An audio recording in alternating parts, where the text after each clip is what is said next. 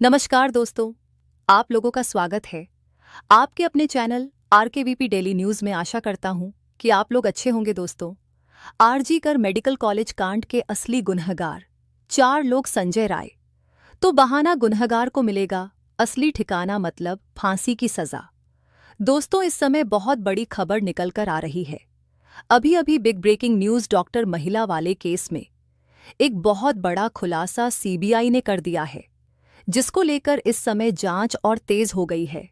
4 लोग अभी बिल्कुल अभी की न्यूज़, उन्होंने सब कुछ साफ साफ बताया, क्या क्या किया उन्होंने, कैसे अंदर गए, कैसे कपड़े फाड़े, मतलब उसके बाद कैसे कैसे क्या क्या सर कारनामा।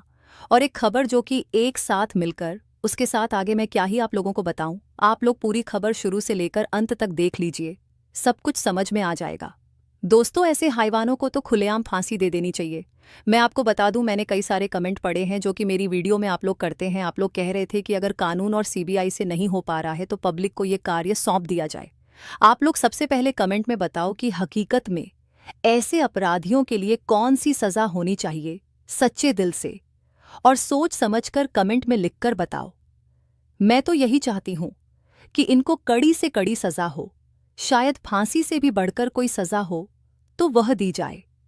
सबसे पहले आप लोग इस वीडियो को एक लाइक कर दें और कमेंट सेक्शन में अपनी राय अवश्य दें। ये हमारा छोटा सा चैनल है जिसे आपको सब्सक्राइब कर लेना है मित्रों।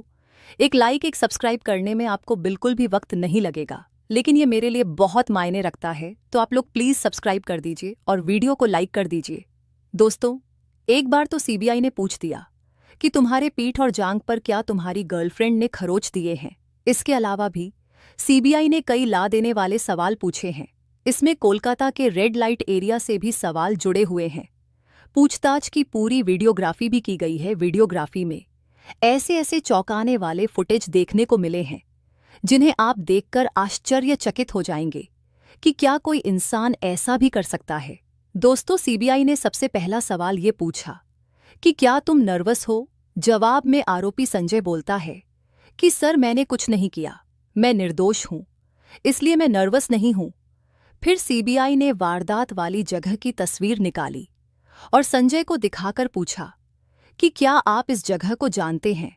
संजय बोला, मुझे समझ नहीं आ रहा है कि यह कौन सी जगह है। इसके बाद सीबीआई पूछती है, इसी जगह पर जघन्य कांड हुआ है और आप यहां मरीजों की देखभाल करते हैं, उसके बाद भी इस जगह को क्यों नहीं पहचानते। संजय बोलता है, यह जगह परिचित लगती है, लेकिन मुझे अभी भी कुछ समझ नहीं आ रहा है। फिर सीबीआई के अधिकारी ने एक दूसरी तस्वीर दिखाई, जहां गलियारे के सीसीटीवी फुटेज में संजय की तस्वीर आई थी। उसे दिखाकर सीबीआई ने पूछा, क्या आप इस व्यक्ति को पहचानते हैं। संजय का जवाब देता है, अस्पताल के अंदर 4 मंजिल का गलियारा है, तस्वीर में मैं ही हूं। फिर सीबीआई ने अगला सवाल पूछा, वारदात के समय आप वहां पर क्या करने गए थे।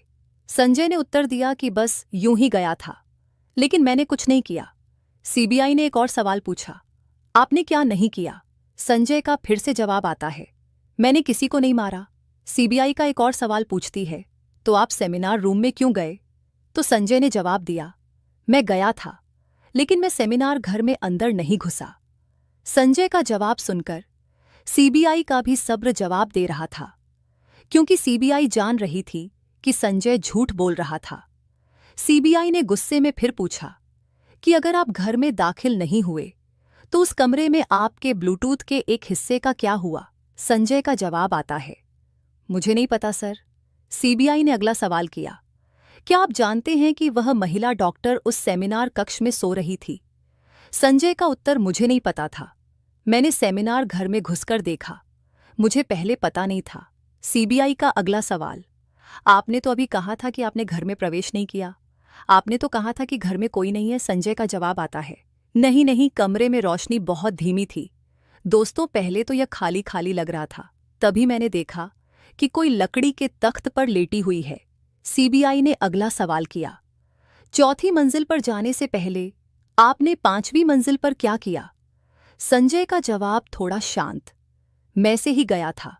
सीबीआई आगे पूछती है, हर सुबह आप अस्पताल की विभिन्न मंजिलों पर क्यों घूमते हैं। संजय ने कोई जवाब नहीं दिया। दोस्तों, आपकी जानकारी के लिए मैं आपको बता दूं कि संजय वारदात को अंजाम देने से पहले कई दिनों से उस ट्रेनी महिला के पीछे लगा हुआ था। इसके कई सबूत भी सामने आ चुके हैं। शायद वह महिला पहले भी सेमिनार हॉल में सोई दोस्तों थी। उसने पहले भी कई बार उस महिला को सेमिनार हॉल में सोते हुए देखा था और फिर उस रात उसने जाकर वह कारनामा कर दिया जिसका अंदाजा शायद ही किसी को हो। सीबीआई ने आगे का सवाल पूछा, आप कहते हैं कि आपने कुछ नहीं किया, तो किसने किया? संजय का जवाब, सर मुझे नहीं पता। सीबीआई का सवाल, क्या आपने उस कमरे में किसी को देखा? संजय बोला, नहीं मैंने किसी को नहीं देखा। सीबीआई का सवाल, आपने कहा कि आप उस कमरे में नहीं गए। संजय बोला, मैं कमरे में नहीं घुसा, मैंने दरवाज़ा धक्का दिया और अंदर झांका। सीबीआई का सवाल, आपने झांक कर क्या देखा? संजय का जवाब, खाली कमरा, मैंने किसी को नहीं देखा। सीबीआई का सवाल, फिर आपने क्या किया? संजय का जवाब, मैं नीचे आ गया और फिर मैं घर चला गया।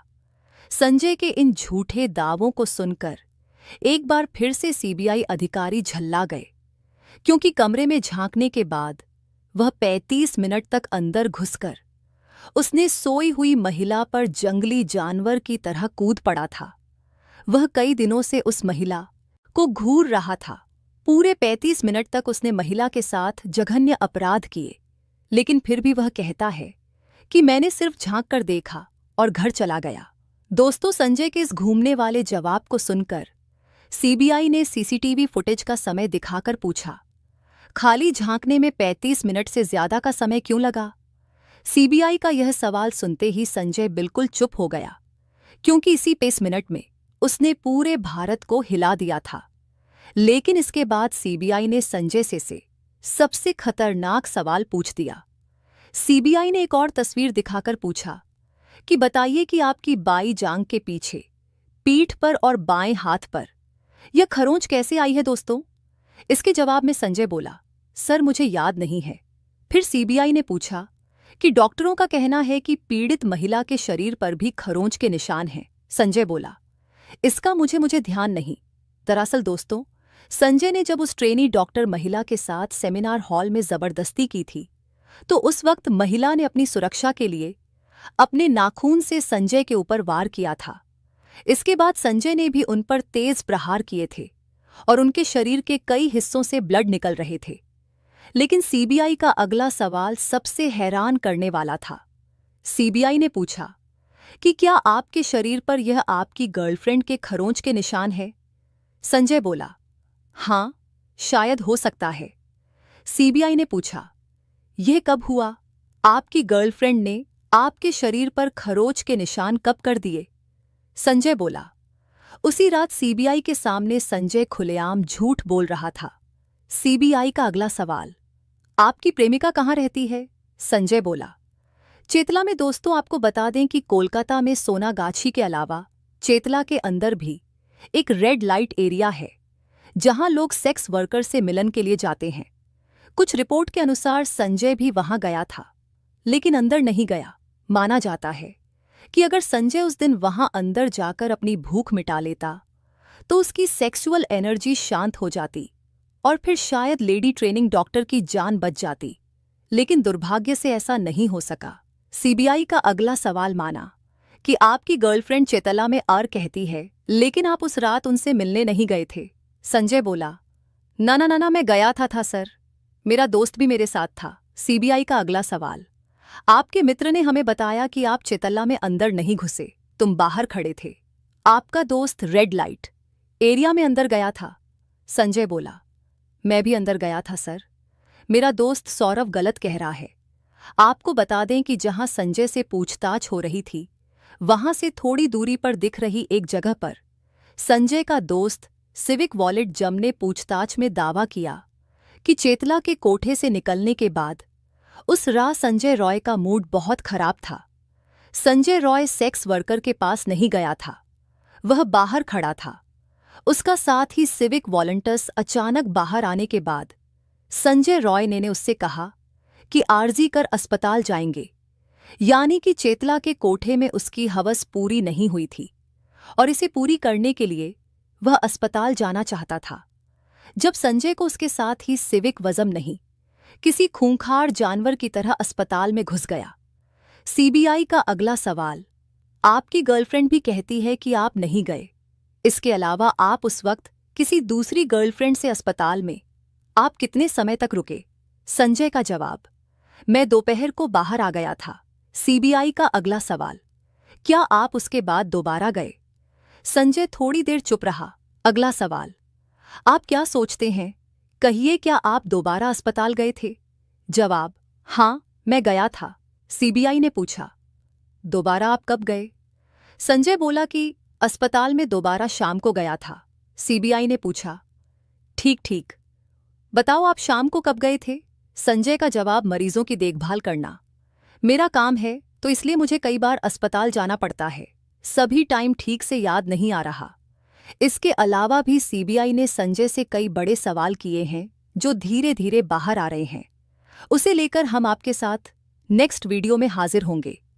सीबीआई आरोपी संजय रॉय से पॉलीग्राफ टेस्ट में और भी सवाल पूछ रही है। इस टेस्ट में 3 तरह के सवाल हैं, relevant, irrelevant and control questions. Chetla के कोठे से संजय डायरेक्ट अस्पताल क्यों गया? इसे लेकर सीबीआई काफी कुछ जानना चाहती थी। सीबीआई के अधिकारी यही जानना चाहते हैं। इस सना आग, संजय रॉय आखिर क्यों आरजी कर अस्पताल लौटा? क्या इसके पीछे किसी की साजिश थी? क्या उसने पहले से प्लानिंग बना रखी थी और वह अपने प्लानिंग को अंजाम देने के लिए आरजी कर अस्पताल लौटा था? सीबीआई इससे पहले संजय रॉय को आरजी कर अस्पताल भी ले गई थी और पूरी वारदात को रिक्रिएट किया था। अब पूछताछ के आधार पर सीबीआई दूसरे राज जानने की कोशिश कर रही है। अब आइए जानते हैं। पूर्व प्रिंसिपल संदीप घोष पूछे गए वह 25 सवाल, जिसे सुनकर खुद प्रिंसिपल कांपने लगे थे। पहला सवाल, क्या आपका नाम संदीप है? ORR अपना मोबाइल नंबर बताएं। कितने फोन रखते हैं वह भी बताएं। दूसरा सवाल, क्या आपका जन्म कोलकाता में हुआ है?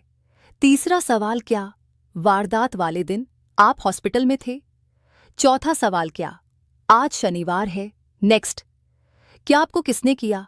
नेक्स्ट। क्या आपने कभी झूठ बोला है? नेक्स्ट। क्या आसमान का रंग नीला है? नेक्स्ट। क्या आपको पता है कि पड़ता का मर्डर किसने किया? नेक्स्ट। क्या पीड़िता का गैंगरेप हुआ था? नेक्स्ट। क्या पुलिस को आपने इस वारदात की जानकारी दी थी? नेक्स्ट। क्या आपने वारदात वाले दिन पीड़िता को देखा था या उससे मुलाकात हुई थी? नेक्स्ट। क्या आपके और पीड़िता के बीच किसी तरह का विवाद था? नेक्स्ट। क्या आपने पीड़िता के परिजनों को इस हत्या को आत्महत्या बताया था? नेक्स्ट। क्या वारदात की सूचना पुलिस को देर से दी गई? नेक्स्ट। अगर हाँ तो को क्यों? नेक्स्ट। आप खुद एक डॉक्टर हैं, क्या आपको नहीं लगता था कि क्राइम सीन को सुरक्षित रखना जरूरी होता है? नेक्स्ट। क्राइम सीन का रिनोवेशन क्या आपने करवाया? नेक्स्ट। क्यों करवाया? क्या किसी ने आपको ऐसा